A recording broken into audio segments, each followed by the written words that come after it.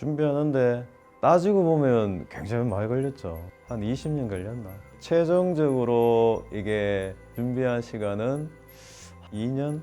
대림절이라는 게 큰 기다림이라는 뜻인데 성탄을 기쁘게 맞이하기 위해서 준비하는 시간을 대림절이죠. 성탄을 맞이할 수 있도록 우리가 내적으로 준비를 하도록 도와주는 그런 시간이라고 볼 수 있죠. 다가오시는 그리스도를 기쁘게 맞이할 수 있도록 이제 준비하는 데 도움을 주기 위한 그런 시간입니다. 출발! 전묘수님 다시 뵙게 되어 반갑습니다. 우리는 1부에서 환희의 신비, 빛의 신비, 고통의 신비에 담을 수 있는 기도 지향들을 하나씩 살펴봤습니다. 저의 안내가 어떻게 느껴지셨는지요? 기도 지향들이 선뜻 연결되지 않는다고 느껴질 수도 있습니다.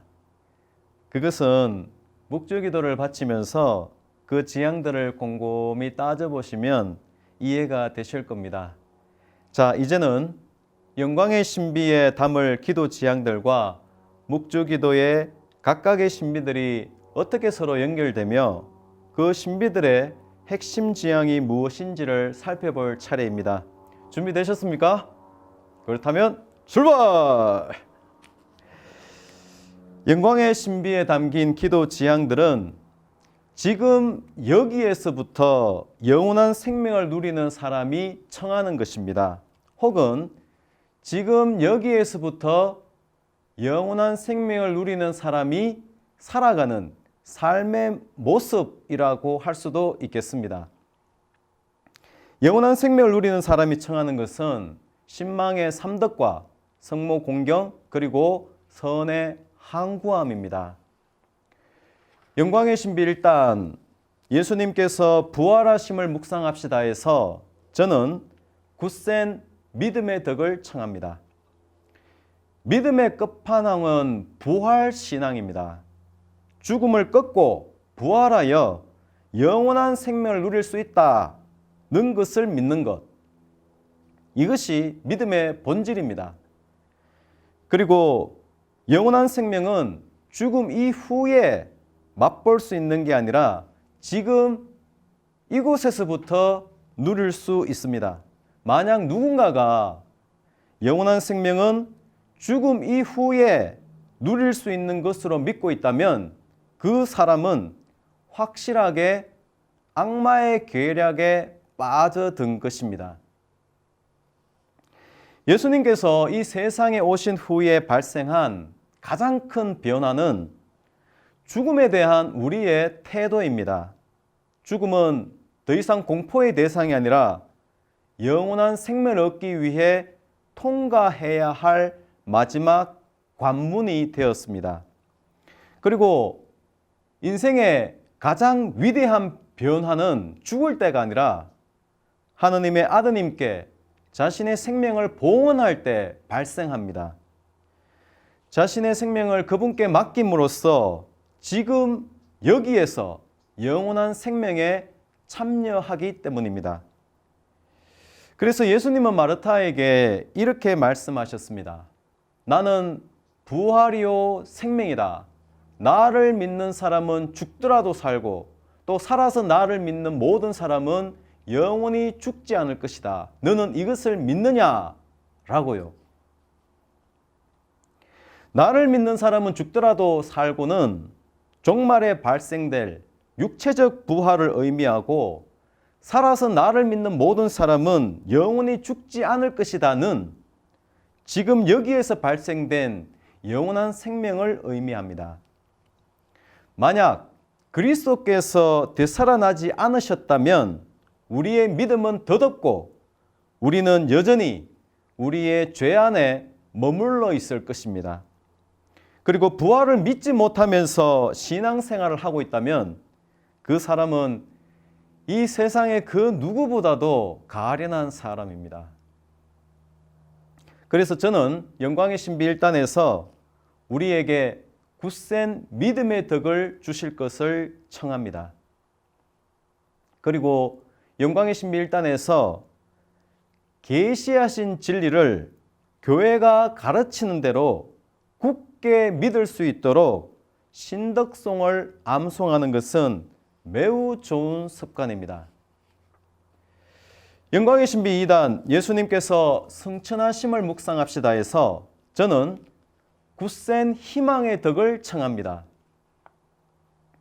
희망이란 바다의 폭풍우 속에서 육지를 발견하는 것이고 절망 속에서도 사랑이 있음을 깨닫는 것입니다.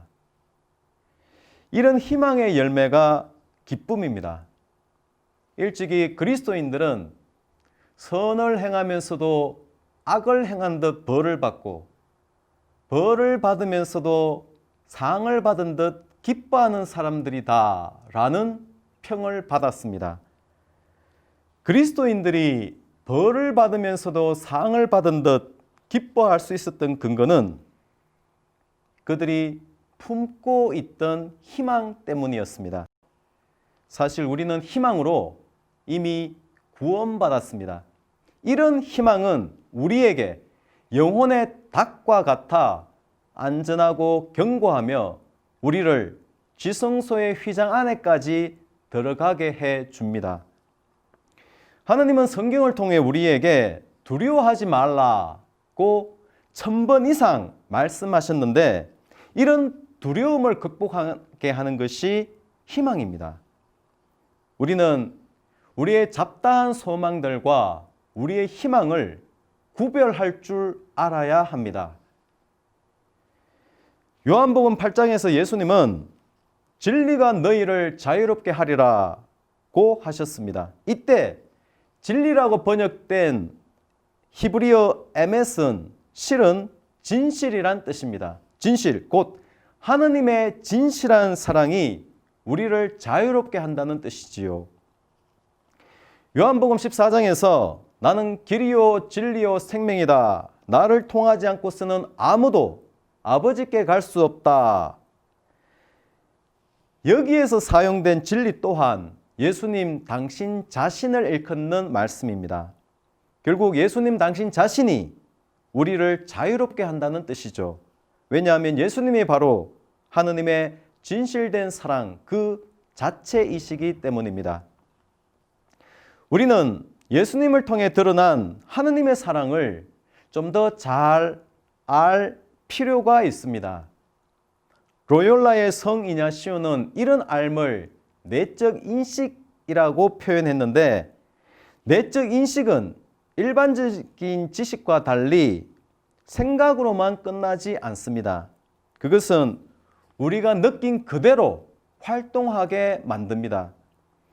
이 인식은 깊은 내면에 존재하는 우리의 열망을 깨워 예수님을 닮고 싶은 마음을 일깨워 줍니다.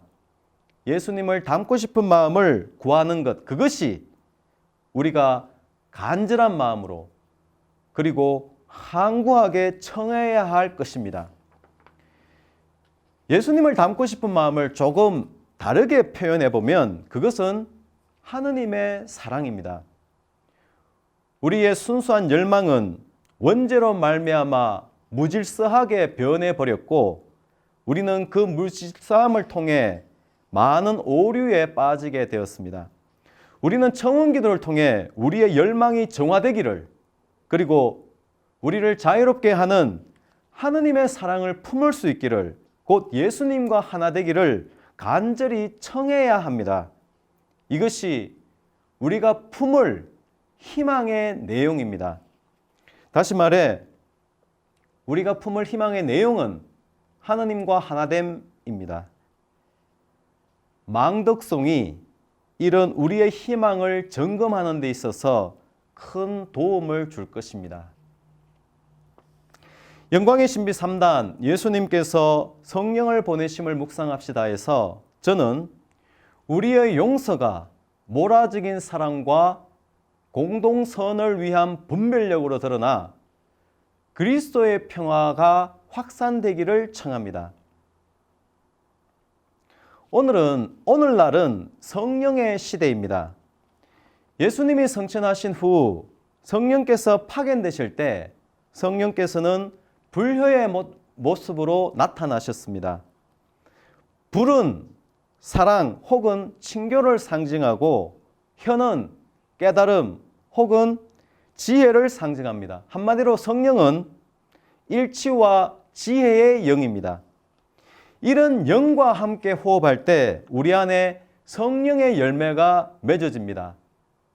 사랑, 기쁨, 평화, 인내, 친절, 선행, 진실, 온유, 절제 등 사랑, 기쁨, 평화는 하느님과 관계 맺을 때 맺어지는 열매이고 인내, 친절, 선행은 이웃과 관계 맺을 때 나타나는 열매이며 진실, 온유, 절제는 자기 자신과 관계 맺을 때 맺어지는 열매입니다.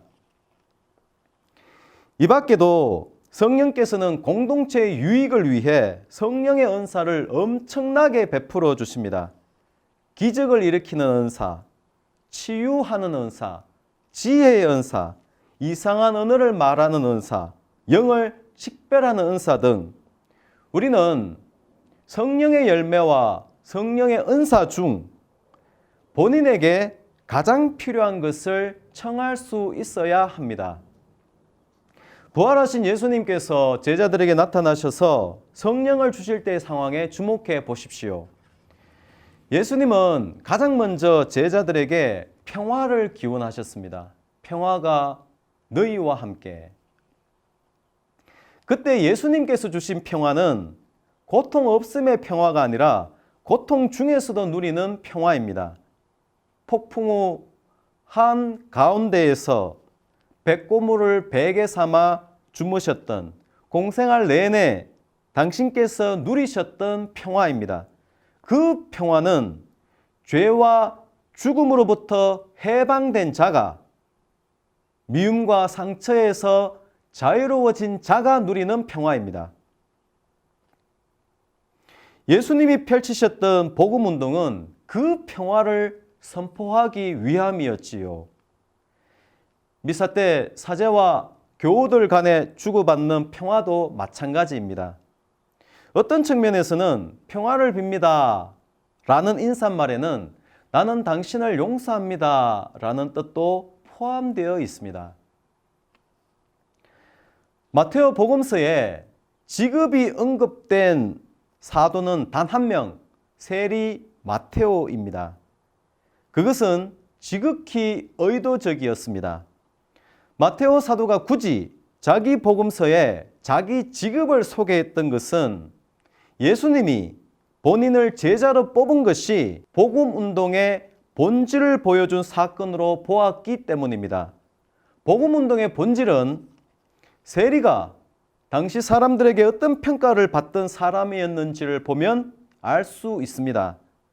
세리는 존재 자체가 죄스럽기 때문에 법정에 설 수도 없었고 유다인들 사이에서 살인자나 강도처럼 취급받던 인물이었습니다. 예수님은 그런 자를 제자로 부르심으로써 당신이 이 세상에 오신 목적을 분명히 밝히셨습니다. 나는 의인이 아니라 죄인을 부르러 왔다고. 마테오는 히브리어로 주님의 선물이란 뜻입니다. 예수님은 세리도 당신의 제자가 될 수 있음을 알림으로써 복음운동이 용서를 선포하는 운동임을 분명하게 밝히신 겁니다. 우리가 성령과 함께 해야 할 일도 바로 이것입니다. 일단 성령과 함께하면 어떻게 되는지, 반대로 성령과 상관없이 활동하면 어떻게 되는지를 살펴봅시다. 성령이 아니시면 하나님은 너무 멀리 계시고 예수님은 과거의 한 인물일 뿐이고 복음은 죽은 글자고 교회는 수많은 기관 중 하나일 뿐입니다. 권위는 너무나 쉽게 지배로 바뀌고 선교는 선전에 불과하며 전례는 깡마른 과거의 추억이고 그리스도인의 행위는 노예의 윤리로 바뀝니다. 그러나 성령 안에서는 온 세상 천지에서 창조주 하느님의 숨결을 느낄 수 있고 부활하신 그리스도께서 지금 여기에 우리와 함께 계시며 복음은 생명을 주는 하느님의 말씀이 되고 교회는 삼위일체이신 하느님과 나누는 친교의 장이 됩니다. 권위는 자유를 낳는 봉사가 되고 선교는 제2의 오순절 사건이 되며 전례는 과거를 되살리고 미래를 끌어당겨 지금 이 자리에서 맛보는 하늘나라의 잔치가 되며 인간의 행위는 하느님의 활동이 됩니다. 영성생활에 있어서 성령의 역할은 절대적이기 때문에 성령의 안과 밖이 어떻게 달라지는지 꼭 숙지해 두셔야 합니다. 방금 언급한 모든 내용을 하나로 모으면 조금 전에 언급했던 그 기도 지향이 됩니다. 우리의 용서가 몰아적인 사랑과 공동선을 위한 분별력으로 드러나 그리스도의 평화가 확산되게 하소서. 간략하게 말해 저는 영광의 신비 3단에서 용서의 덕을 청합니다. 부활하신 예수님께서 제자들을 찾아오셔서 가장 먼저 하신 일도 용서였으니까요. 복음운동의 정신이 용서라면 우리 인생의 종착역 또한 용서가 되어야 하지 않을까요? 불완전한 나와 너를 있는 그대로 존재하도록 허락하는 것, 불완전함 속에서도 평화롭게 지내는 법을 익히는 것. 영광의 신비 4단 예수님께서 마리아를 하늘로 불러올리심을 묵상합시다 해서 저는 우리가 성모님을 더욱 공경하고 성모님의 덕을 본받을 것을 청합니다. 묵주기도의 각 단마다 기도 지향을 둘 때 구하오니 성모는 천주께 전달하사 라는 추임새를 넣어 보십시오.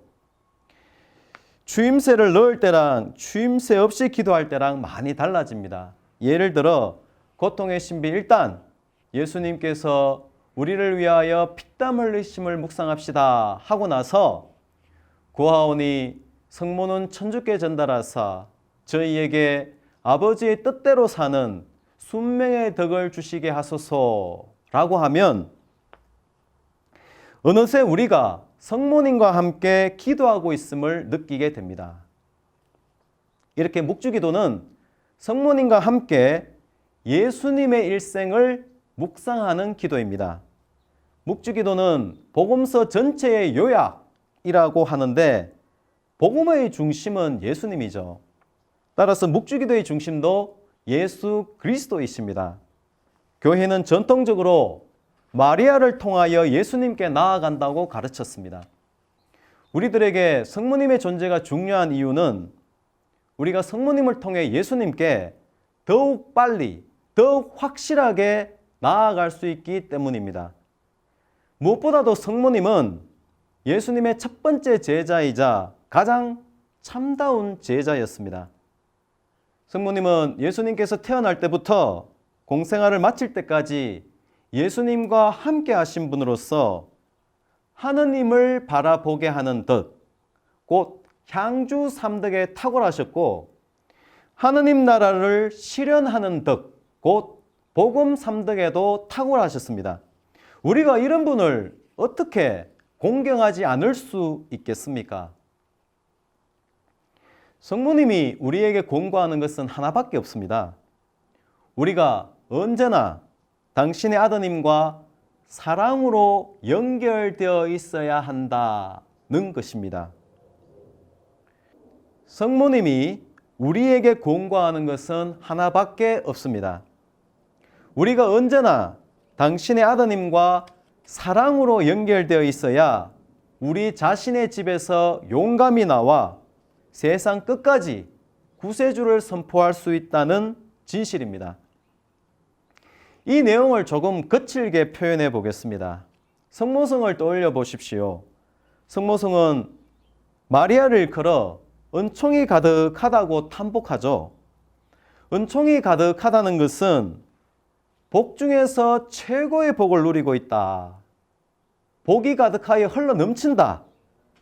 조금의 부족함도 없다는 뜻 아닙니까? 그때의 그 복이란 주님께서 함께 계심입니다. 천사는 우리와 함께 계신 하느님을 알아보고 그분과 온전히 함께 호흡할 수 있는 당신이 여인 중에 가장 복되다고 칭송한 것입니다. 복 중에서 가장 큰 복이 임마누엘임을 믿고 바라고 사랑하는 것이 신앙생활입니다. 이렇게 성모님은 우리에게 하늘과 땅을 연결하는 유일한 끈이 예수 그리스도임을 알려주셨습니다. 성모송의 후렴을 떠올려 보십시오. 이제와 우리 죽을 때에 우리 죄인을 위하여 빌어주소서. 이 기도의 의미는 성모님처럼 우리도 죽을 때까지 임마누엘의 사랑을 간직하게 해달라는 뜻 아니겠습니까? 임마누엘의 사랑만이 우리가 기뻐할 수 있는 유일한 원천이니까요. 어떤 일이 발생하더라도 절대로 놓쳐서는 안 될 끈, 우리가 아무런 두려움 없이 푸른 하늘을 훨훨 날아다닐 수 있게 하는 유일한 원천은, 유일한 끈은 임마누엘입니다. 이런 진실을 알려주신 분이 성모님이기에 저는 영광의 신비 4단에서 우리가 성모님을 더욱 공경하고 성모님의 덕을 본받을 것을 청합니다. 영광의 신비 5단, 예수님께서 마리아에게 천상 모해관을 씌우심을 묵상합시다 해서 저는 우리에게 선의 항구한 마음을 주실 것을 청합니다. 그리스도인의 여정은 처음부터 끝까지 사랑의 여정입니다. 그 여정 끝에는 엄청난 보상이 마련되어 있습니다. 어떻게 아느냐고요? 일반적인 선물과 달리 하느님께서 마련해 주신 선물은 지금 여기에서도 알 수 있는 선물이기 때문입니다. 루돌프 오또는 그것을 두렵고 떨리는 신비라 했고, 혹자는 잿더미를 뒤집어 쓴 절망스러운 인생에서 화려한 가안을 쓰고 당당하게 서서 꿈과 희망을 선포하는 존귀한 인생으로의 역전이라고 표현했지만, 그런 표현들은 어디까지나 우리가 장차 누리게 될 영광의 한 조각을 표현한 것일 뿐, 삼위일체신 하나님과 하나된 충만함을 어떻게 표현할 수 있겠습니까? 시므온 예언자가 아기 예수님을 손에 들고 하느님께 찬미드린 장면이나 예수님의 거룩한 변모나 묵시록에 등장한 새하늘 새 땅이나 혹은 이사야 예언자와 에제키엘 예언자의 환시 등을 통해 우리를 위해 마련해 주신 세상을 추측해 볼 수 있습니다. 우리가 맞이할 세상과 우리들 각자에게 주어질 선물을 묵상하는 것은 영성생활에 큰 도움이 됩니다. 그때까지 우리는 버텨야 합니다. 고린도 교회에 보낸 첫째 편지 12장에 사랑의 찬가가 소개되어 있는데, 그 노래에 사랑에 없어야 할 것 8가지와 꼭 있어야 할 것 8가지가 소개되어 있습니다. 사랑에는 시기와 뽐냄, 교만과 무례, 자기 이익과 썩냄, 앙심과 불의는 없어야 하고, 반면에 참고 기다림, 친절과 진실, 모든 것을 덮어주고 믿고 바라고 견디어냄은 꼭 있어야 합니다. 한마디로 우리의 사랑은 팔팔해야 하죠. 그런데 사랑에 있어야 할 것 첫 번째와 마지막이 참음과 견디어냄입니다. 모두 끈기와 연결되어 있습니다. 사랑은 참고 견디어냄, 그 이상도 그 이하도 아닌가 봅니다. 사랑의 이런 특성 때문인지는 몰라도 사랑은 끝내 승리합니다. 어찌되었건 버텨내니까요. 그래서 아시시의 성 프란치스코는 이런 말을 남겼습니다. 사랑은 조롱받고 거절당할 수 있지만 결코 정복당하지 않는다. 고난을 견뎌내기 위해서라도, 승리를 쟁취하기 위해서라도 우리는 지금 여기에 머무는 연습을 해야 합니다. 내일 일은 난 몰라요. 하루하루 살아요. 라는 마음으로, 내일을 걱정하느라 오늘을 망치지 않겠다는 태도로, 오늘을 내 생애 최고의 날로 고백하며 지금 여기에 머무는 연습을 해야 합니다. 온전히 아빠 하느님께 의탁하면서. 자, 이 대목에서 우리에게 매우 중요한 내용이 발견되었습니다. 선에 항구하기 위해서는 우리의 의지만으로 되지 않고 하느님께 도움을 청해야 합니다. 바꿔 말해 성실하게 하느님과 관계를 맺어 나가야 합니다. 그런데 떠올려 보십시오. 환희의 신비에 담긴 기도 지향이 무엇이었는지를. 환희의 신비에 담긴 기도 지향들은 하느님과 관계 맺는 사람이 키워야 할 자질이지 않았습니까? 영광의 신비는 이렇게 다시 환희의 신비로 연결됩니다.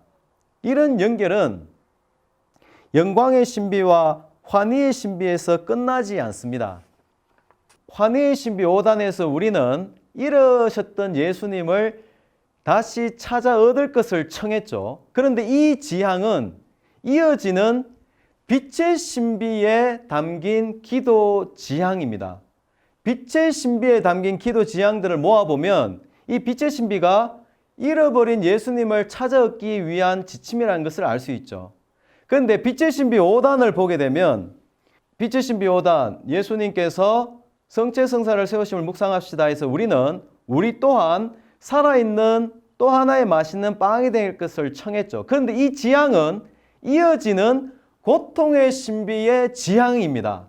이 고통의 신비에 있는 지향들을 가만히 묵상해 보면 이 지향들은 우리가 살아있는 또 하나의 맛있는 빵이 되기 위한 지침임을 알 수 있습니다.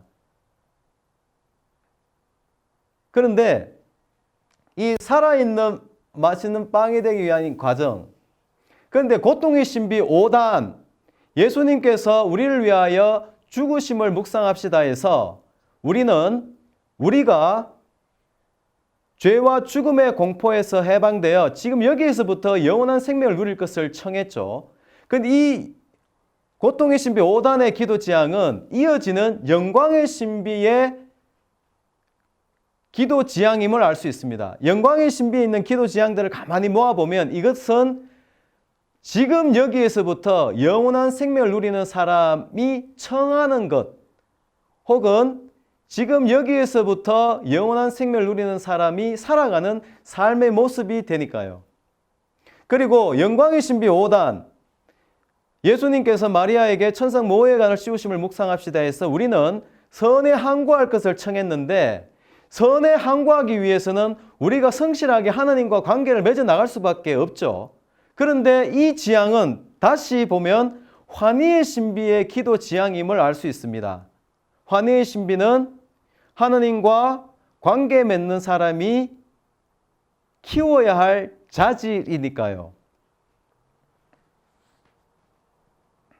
이렇게 묵주기도는 환희의 신비에서 빛의 신비로, 빛의 신비에서 고통의 신비로, 고통의 신비에서 영광의 신비로, 영광의 신비에서 다시 환희의 신비로 쉼없이 이어집니다. 따라서 기도하다가 어느 지향이 마음에 와닿으면 그곳에 빠져들면 됩니다. 본인이 처한 상황에 따라 혹은 하느님 사업의 필요에 따라 빠져드는 곳이 매번 달라질 것입니다. 어떤 때는 환희의 신비 1단에서, 어떤 때는 빛의 신비 2단에서, 어떤 때는 고통의 신비 3단에서 그렇게 빠져들 때마다 성령의 이끄심을 따라가면 됩니다. 그리고 나중에 그것들을 취합하면 그것이 여러분 자신의 영성이 될 것입니다. 자, 묵주기도에는 재미있는 또 다른 특성이 있습니다. 가만히 들여다보면 영광의 신비 5단과 고통의 신비 5단의 기도 지향이 같습니다.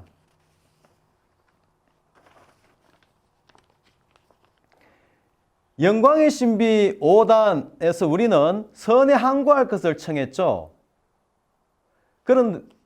그리고 고통의 신비 5단에서 우리는 지금 여기에서부터 영원한 생명을 누릴 것을 청했죠. 그런데 우리가 하느님의 사랑 안에 머물러야 선에 항구할 수도 있고 지금 여기에서부터 영원한 생명을 누릴 수도 있습니다. 마찬가지로 빛의 신비 5단의 기도 지향과 환희의 신비 기도 5단의 기도 지향도 같습니다. 빛의 신비 5단에서 우리는 살아있는 맛있는 또 하나의 맛있는 빵이 될 것을 청했고 환희의 신비 5단에서 잃어버린 예수님을 다시 찾아 얻을 수 있기를 청했는데 우리가 하느님의 사랑 안에 머물러 있어야 살아있는 또 하나의 맛있는 빵이 될 수도 있고 잃어버린 예수님을 찾아 얻을 수도 있는 것이죠. 결국 묵주기도의 모든 지향들은 하나로 엮입니다. 모든 지향들을 하나로 묶는 끈은 다름 아닌 하느님의 사랑입니다. 이 진실을 누가 알려줬을까요? 이 진실은 천사가 마리아에게 알려줬습니다. 우리 삶에서 가장 중요한 것은 하느님의 사랑 안에 머물러 있음 혹은 지금 여기에 우리와 함께 계신 하느님 곧 임마누엘과 함께 호흡하기입니다. 이 진실을 누가 알려줬다고요? 이것은 2000년 전에 천사가 마리아에게 알려준 진실입니다. 주님께서 함께 계시니 여인 중에 복되다고 은총이 가득 찼으니 기뻐하라고 말입니다. 자, 이제 입장 바꿔놓고 한번 생각해 봅시다. 하느님께서 실존하시고 그분께서 천년 동안 많은 메신저를 인간에게 보내 당신의 뜻을 밝혔습니다. 그럼에도 인간은 하느님의 존재를 믿지도 않았고 그분의 뜻을 받아들이려고도 하지 않았습니다. 그러자 하느님께서는 이번에는 당신의 외아들을 사람이 되게 하셨습니다. 사람이 되신 하느님께서는 온갖 표징과 가르침으로 아빠 하느님의 뜻을 전했죠. 하지만 인간은 여전히 하느님의 뜻을 받아들이지 않았을 뿐만 아니라 그 아드님조차 죽여버렸습니다. 아드님은 혹시나 발생될 그런 일을 대비해서 미리 제자단을 형성해 놓으셨고 아드님의 부활을 체험한 제자들은 1000년 이상 아드님의 일을 계속 해 나가고 있습니다. 그 일을 수행하던 제자들은 헤아릴 수 없이 많았는데 그 중에서 수천 명의 제자들은 타의 추종을 불허할 만큼 잘 살아서 성인 성녀들로 불렸습니다. 그럼에도 인간이 그들의 삶과 가르침조차 개무시한다면 하느님은 인간을 도대체 어떻게 대할까요? 만약 하느님이 인간이셨다면 그런 존재를 싹 쓸어버렸겠지만 그분은 사랑 그 자체이십니다. 그렇게 사는 모습을 인간의 한계성으로 보고 측은히 여기실 것 같습니다. 인간은 자랑합니다. 자기 재산을 믿으며 재물이 많음을. 하느님은 대답하죠. 사람이 사람을 구원할 수 없으며 하느님께 제 몸값을 치를 수 없다고. 그 영혼의 값이 너무나 비싸 언제나 모자란다고. 하느님과 분리된 자의식을 갖고 자기 힘으로 살아가려는 인간은 어쩔 수 없는 죄인입니다. 그 한계성에서 벗어날 수 없습니다. 그러므로 잘난 체 하지 말고 철저하게 하느님께 자비를 청해야 합니다. 하느님의 아들 주 예수 그리스도님, 죄인인 저에게 자비를 베풀어 주십시오 라고요. 예수님은 일찍 이렇게 말씀하셨습니다. 너희는 나 없이 아무것도 하지 못한다. 이런 것을 깨닫고 하느님께 의탁하여 하느님과 함께 호흡할 수 있다면 인생은 하느님과 함께 노는 깍꿍놀이가 될 것입니다. 우리 인생은 하느님과 함께 천상 영광을 누리기 위한 여정, 그 이상도 그 이하도 아닐 것입니다. 하느님의 사랑으로 행한 일은 영원히 남고 자신의 능력으로 행한 일은 시간과 함께 신압으로 사라집니다. 따라서 우리는 하느님의 사랑에 의탁할 줄 알아야 합니다. 하느님의 사랑에 의탁하여 하느님과 함께 호흡하기 시작하면 우리는 시련 속에서도 기뻐할 수 있습니다. 왜냐하면 하느님과 함께 머무름이 최고의 기쁨이며 최고의 행복이기 때문입니다. 이런 이유로 기쁨이야말로 하느님과 관계 맺는 사람이 키워야 할 가장 본질적인 자질이 됩니다. 자, 여기서 우리는 다시 한번 도약할 수 있는 기회를 잡았습니다. 우리는 환희, 빛, 고통, 영광의 신비를 따라가면서 참 많은 지향들을 두었는데 각각의 신비에 담긴 핵심 지향을 간과해서는 곤란합니다. 예를 들어 보겠습니다. 환희의 신비에 담긴 기도 지향들은 하느님과 관계 맺는 사람이 키워야 할 자질들이죠. 맞습니까? 그렇다면 하느님과 관계 맺는 사람이 키워야 할 본질적인 자질은 무엇일까요? 그것은 기쁨입니다. 자, 다시 여쭙겠습니다. 환희의 신비는 하느님과 관계 맺는 사람들이 키워야 할 자질이다. 맞습니까? 그렇다면 하느님과 관계 맺는 사람이 키워야 할 자질 중에서 가장 본질적인 자질은 무엇이다? 그것은 기쁨입니다. 환희의 신비가 하느님과 관계 맺는 사람들이 키워야 할 자질이고 그 본질적인 자질은 기쁨이라는 것을 환희의 신비라는 이름이 미리 말해주고 있었습니다.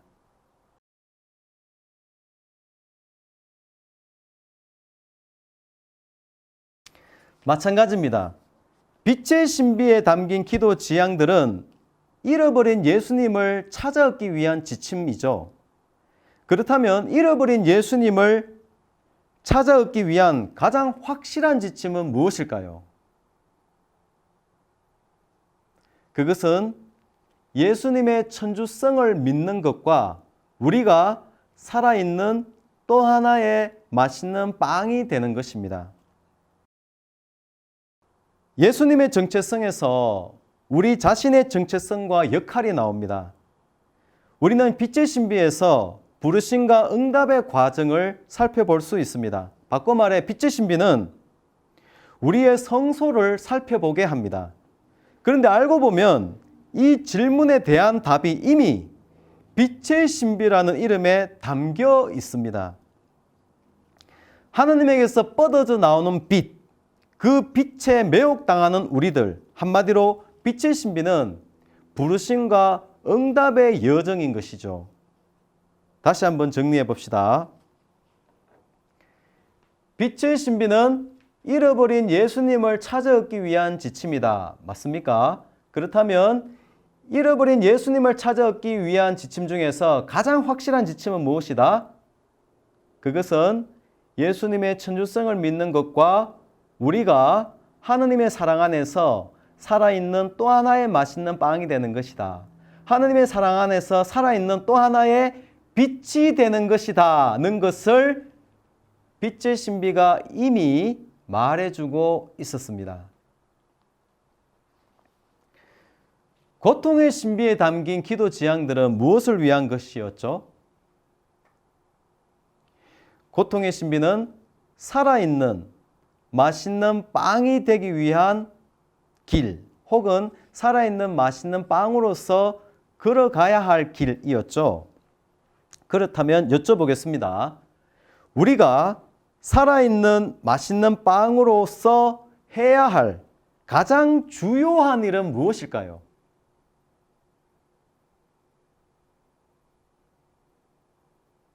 그것은 우리 자신과 이웃의 고통과 죽음에 의미를 부여하는 일입니다. 간단하게 말하면 고통과 죽음에 의미 부여하기입니다. 자, 다시 한번 여쭙겠습니다.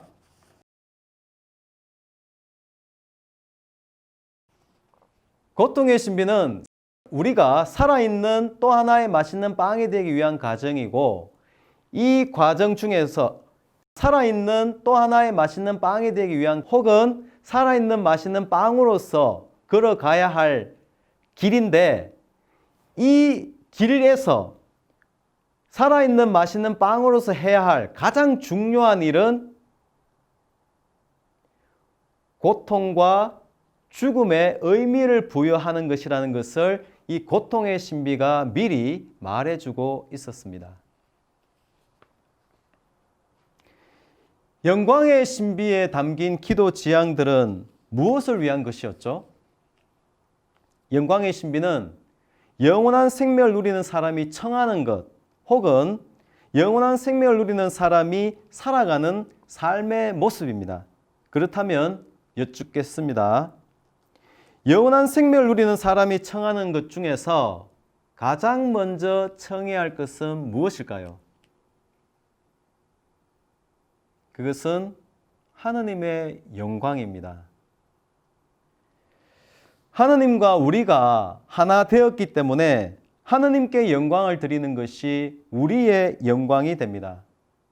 영원한 생명을 누리는 사람이 가장 먼저 청해야 할 것이 하느님의 영광이라는 것을 영광의 신비라는 이름이 미리 말해주고 있었습니다. 사회적으로 가톨릭 문화를 접할 수 있는 여건이 여의치 않고, 게다가 신체적 특성 때문에 예를 들어 눈이 잘 보이지 않거나 귀가 잘 들리지 않아 교회의 가르침을 배우는 게 어려울 때 묵주기도는 정말 큰 도움이 됩니다.